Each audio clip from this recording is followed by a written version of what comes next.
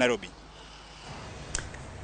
Kamati mar od bura mamalo chwalo milome moyiedhi mar biro chako goyo kogno jotend migepe mayando wal kod jatend piny William Ruto jumbe ariyo mokalo. Chenro mar dayo dho joditogo chakore chieng' wuok tich mar juma manyien. Walter Nyambaga miyo waler mar wachno.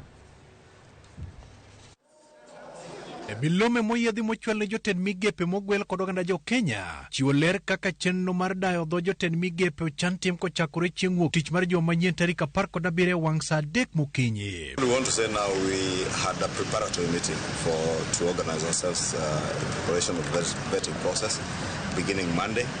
And I want to assure Kenyans this will be an open, transparent and very accountable process. Biro dwaro ni mondo gichop kod oboke magin kaka mano mar bedruok mowuok korka duol makedo kod mibadhi pacho ka EACC. Oboke manyiso ka gisebedo ka gichulo osuru kaka chik dwaro mowuok korka KRA. Oboke manyiso kaka idwoko ola mar somo mamalo HELB ne jok mane oyudo sir mar somo. Oboke manyiso kido makare michiwo kod DCI kanyakla kod mano mayango ni ng'ato nyinge ok oter ne jobendo kata CRB.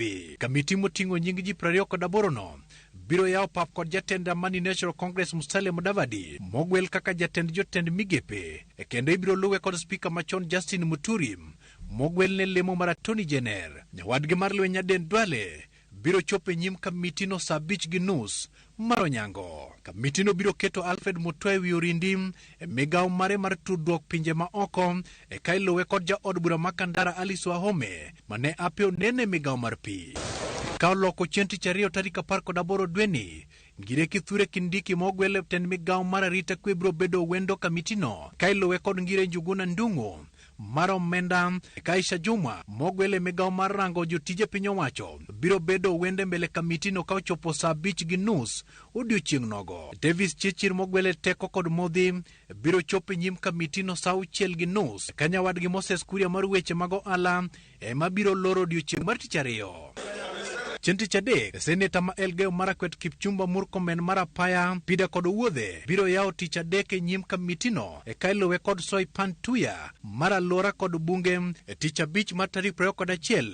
Mithika Linturi mogwel ne pur kod pith biro duoko penjo ka Eliudo Walo mar weche tudruok biro nyiso chia mare kochopo saa 4:30. E migawo mar somo Ezekiel Machogu biro rado gi kamiti no saa 5:30 ka Babu na Mwamba mar tuke kod chenro mag rowere biro duoko penjo ka iluwe kod Rebecca Miano. Kamiti no biro loro chenro mar ngeso tarik 22 kod Simon Chelugui mar riwruoge mag Saga, Welini matindo kod madongo ka nyawadgi mar mula kod chenro mag Nam Salim Vuria to biro chopo mbele kamiti no saa 4:30. We will apply the mind, the law, standing orders and fairness. Nyinge mag jok mokalo chenro mar goyo kogno ibiro pedhie od bura mar twak kaka mitino biro chwalo lipot ne od bura. Walter Nyambaga, Ramogi TV.